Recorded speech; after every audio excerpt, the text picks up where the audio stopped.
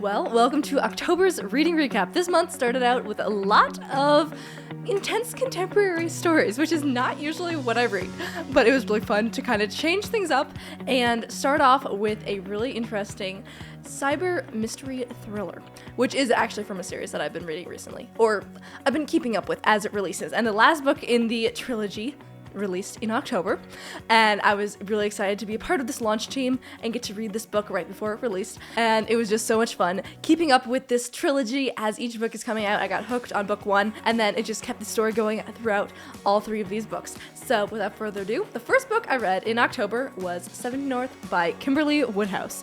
I was super excited to get this book in the mail, and I read it pretty fast. It's a really awesome book with a great conclusion to this trilogy. I will say though, this is not the type of series that you really want to read as the books come out. It's the type of series you want to read all in a row. So it was kind of annoying to have to wait, I don't know, it was a couple months, at least, I don't know, it might have been even a year in between the books. It took a little while because obviously she has to write them, edit them, whatever. It just took a little while, and this is the type of series you want to have all three books lined up and ready to go when you start reading because it's so fast-paced. And it ends with cliffhangers every single time, which I mean is great marketing, and it works really well to get you hooked onto the next book, but I didn't have all the books, so it was really fun to finally read the conclusion to the Alaskan Cyber Hunter series. I will say, I felt like Kim really kept the perfect level of suspense growing as they get closer to discovering who the person behind all these attacks is, the more dangerous it becomes for them and those they love, and it just kept you hooked and flipping pages really fast. I loved the little glimpses that they gave us into the serial killer's mind. It was really fascinating to have those little POV moments. They were really short, and they didn't give away the identity, but it was really an interesting moment to kind of see his POV and the little glimpses into what he was thinking as the main characters are trying to discover him and figure it out. I always love those moments in books where it's like you just want to get in the pages and tell the characters what the other person is thinking because you're seeing it and the characters are not. And so it's those moments when you just want to get in there and shake the characters and tell them what to do. So I felt like she just did a really good job stringing the readers along with these little moments and these little nuggets of information from the killer's mind, and then giving us a really awesome conclusion to the story. After that, I read a book that I just got. So I actually read a book that I bought. I feel like I should do that more often. But I saw this at a store and I knew I had to read it. I read one of her books. I read Eternal by Lisa Scottline over the summer, and I really enjoyed her writing style and how in-depth it was. And then I saw this, and I was like, first off, it was a really good price for hardcover. And then I saw the author, I knew the author, and I was like, okay, I have to get this book. It looks really, really cool. And I read it really fast. It was a really good book. I literally could not put it down. It was so good. It started off with this really intense moment where a lot was happening with a carjacking that seemed unintentional and seemed random. It was intentional, obviously. There was stuff going on, but it didn't seem like there was a reason for it. It seemed like a random carjacking that randomly happened and they stole the car. And that seemed like that was what was important. And then this family goes and they are under FBI surveillance, but the situation is really dangerous, so they're put into this witness protection program and kept away. They can't say what happened to themselves. They can't say anything on Facebook, anything on social media. They just disappear, and their whole neighborhood is freaking out. Nobody knows what happened to them, and they're seeing these things happen, and they can't do anything about it. And so they're safe, technically, but nothing is really happening. No one's figuring out who did this. Their daughter dies in the process. There's just a lot of drama.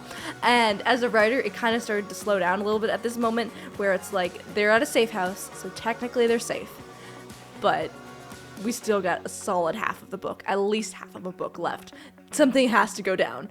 And it did. It went down, and it was really intense, and it really kept me in the book, and it was just a really, really awesome read. I love the books where I start thinking what's gonna happen, and I kind of figure it out in my head, and then it totally subverts that expectation. So they started dropping little hints that made it seem like certain things were gonna happen, and then the characters believed that, so I felt like I was on the right track. And then things do a quick 180 where it's just like, so out of the blue, something happens, and it felt like that was one of those books. It was so fun to read, and just keeps you glued to the page. So I really enjoyed what happened to the Bennetts. Right around this time, my family went on a vacation to the Smoky Mountains, and so there was a lot of downtime to be reading, and I brought a couple different books because I like to have options. You know, if you finish a book, you need to have options for what to do next. So I finished What Happened to the Bennetts, and then I had a couple different books, and I ended up picking the longest book that I had because it looked like it was the most interesting, and it was so good. So after that, I read Fountain of Silence by WITSEC. This was such a good book. So I had never actually heard of this author until I actually met her at a bookstore. I met her and Sharon Cameron, and they were sharing about their books, and I was totally fascinated by them, so I bought a couple of their books, and then I devoured their books. So I got like 3 of their books, and I read them all within like a week, I think, and I was just glued to these stories. So I ended up going back to the bookstore a little bit later, a couple months later, and I bought this book, and I was just waiting for the perfect moment to read it, and I thought, well, we are on vacation. This is the perfect time to read this book. And it really was. And I devoured this book. It was so good. One thing I love about WITSEC is that her books are just so immersive.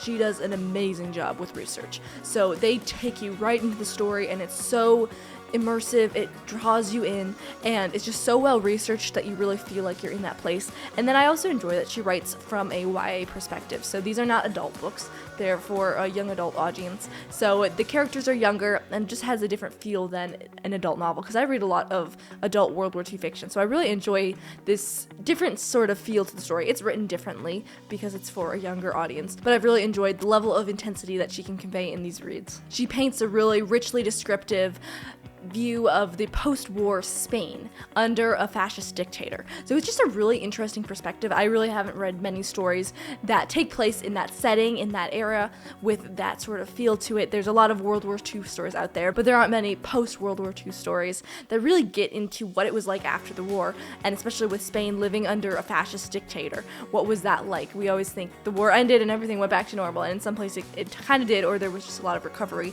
but it's somewhere like Spain where they were still under a dictatorship. So it was a really interesting perspective coming from the main character being an American and seeing these differences and just being fascinated by it, and it's all through the lens of photography. And that was a really interesting thing with the story. I also really loved all the different POVs, so we have different tastes into all these different characters, and we see it all come together in this grand story. So there's a reason why the book was almost 500 pages long, and it was just really good, and I loved the ending. It was just such a good ending. It was literally the perfect way for the book to end. So I highly recommend Fountains of Silence by WITSEC. Honestly, I recommend any book that she wrote. It was really good. I've really enjoyed the ones that I have read so far. So these were all the books that I read this month. It's always so much fun when you have those intense books that just keep you glued to the pages, or those just really immersive books that just draw you in and you just want to keep reading. And I felt like I had some really good ones this month. So I really enjoyed the books that I've read this October. And if you read any good books, I would love to hear about the books that you read this month. So drop a comment down below, make sure to subscribe, and I would love to keep you updated for more reading recaps in the future.